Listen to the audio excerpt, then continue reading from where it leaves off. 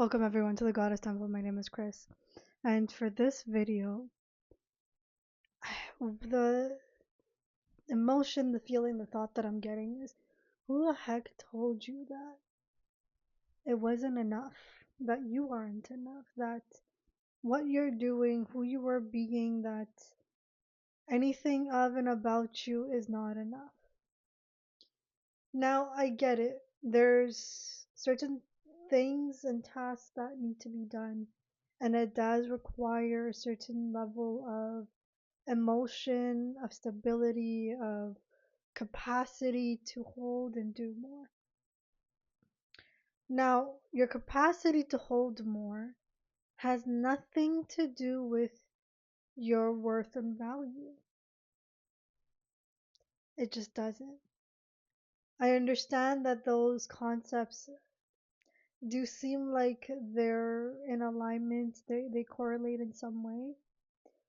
But the thing is, it actually does not have the same weight. Why? Because one is quantifiable and the other one, it's the capacity, it has to do more with your emotional, physical, um, your nervous system, to having the capacity to do more, right? So, is your nervous system, it operates, it doesn't operate based off of numbers. So if that's the case, then by any means, that doesn't mean just because you're not able to get something done, it doesn't mean that you're not worthy or that it's not enough. It's just it requires a little bit of different rules, different practices, different ideas, different stories that just needs to get undone or moved through. A little bit more of you is ready to grow and evolve. You're starting to see that it has nothing to do with your worthiness, your capacity to do more, to hold more, to create more. It has nothing to do with your value. It has nothing to do with your worthiness. Just because you're creating something, it doesn't mean that you're not valuable. Your mere existence, that alone is valuable, right? Just like a baby. A baby is valuable as they are. And so if that's the case, then you are valuable, right? You are worthy. And it's this rethinking and reattuning your body to operate differently when it hits this point of, oh wait, I actually don't know how to do this.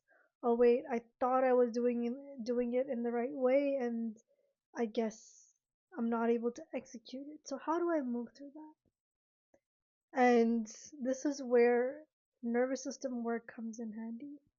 So something as simple as double inhale. So you're inhaling once, which fills up your um let's say it's gonna fill up your lower belly, right? It's gonna fill up all the way down there. And then you still have a little bit of more room up in your chest. Your lungs are not full enough. So for a little bit more, you double inhale. You take in that second breath, and that really fills it up. That fills up your lungs, especially when you're so stressed and you're doing so much. It's a bit challenging to actually take in that deep breath. And so the double inhale allows you to fill up your lungs. And that is what gives you that ease, that relaxation, that, okay, I can come back into my body, that there is a release that happens, right? There is this discomfort that gets to move and doesn't have to stay in the body or hold the same meaning. And so if you can move through your body, notice when it gets tense to keep it light, to breathe. And then as you keep practicing, it becomes a little bit easier. You're moving through the way that your nervous system is reacting without associating it with any one or thing or a memory, right? You're not associating it with someone with something. You're not giving it a story. Because thing is, a lot of things happen in our external environments that impacts our physical body. And so when you step away from associating stories with the physical body, it makes it a little bit easier to actually move through it. And by the end of it, you realize that you're not the same person, you don't think and feel the same way, that you don't operate the same way, and that it's okay that this is how you are moving, that this is who you are becoming. And this is where things get a little bit scary because you're tapping into parts of you that you have didn't know existed, a sense of confidence that you didn't know existed. And you're just so used to, unconsciously, you're so used to operating from a limitation that the moment that you've crossed over, it gets really uncomfortable. And so, a lot of times, doing these practices, the more and more you keep going beyond and transcending the body, transcending the limitation, it becomes a little bit hard and difficult to ground the self. And the reason why we tell stories and we like to identify is because it grounds us. It tells us, oh, look, we are safe. Oh, look, we can identify with someone. Oh, we can be grounded. We can be safe. We can be in community. We don't have to be in isolation. We're not outcasted.